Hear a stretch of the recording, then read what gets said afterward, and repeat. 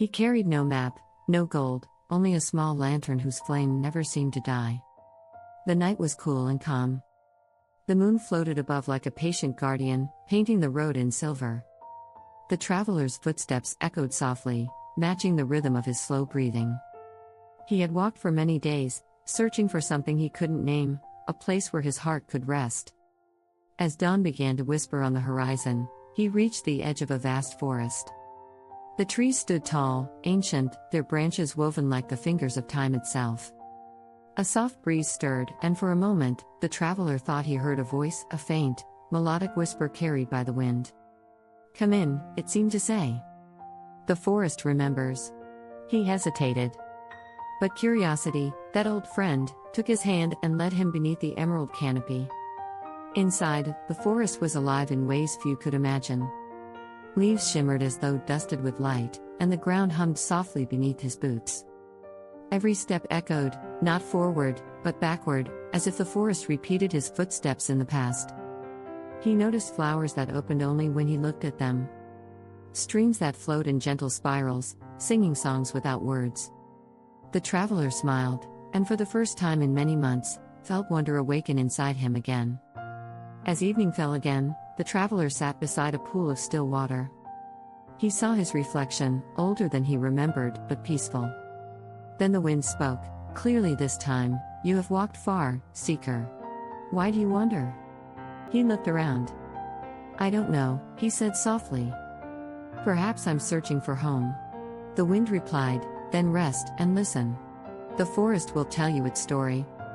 Long ago, the forest said, there was no separation between man and nature. The trees spoke, and the rivers sang, and people listened. But as the world grew louder, the whispers were forgotten. "Only those who still hear," said the voice, "can find their way back."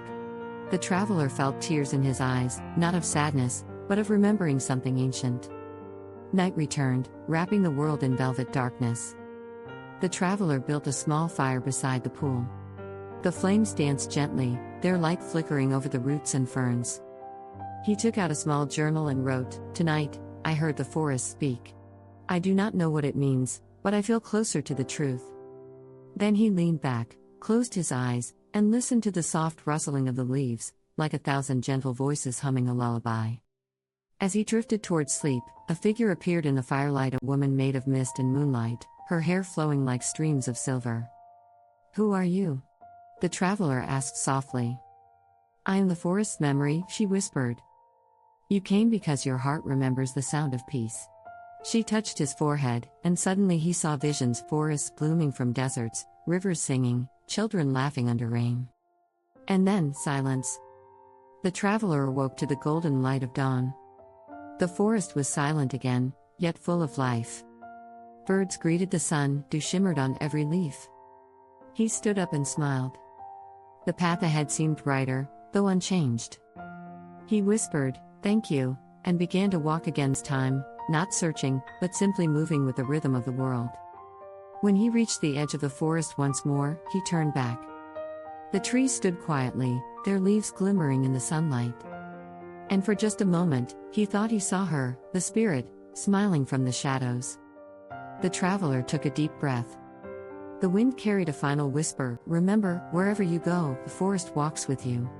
He smiled, lifted his lantern, and continued down the road, the soft light guiding him home. And as you listen to the fading wind, you might imagine yourself walking there too, along that quiet road, under a sky filled with endless stars. Let your thoughts drift like leaves on the breeze. Let your breathing slow. And let the whispers of the forest carry you gently into dream.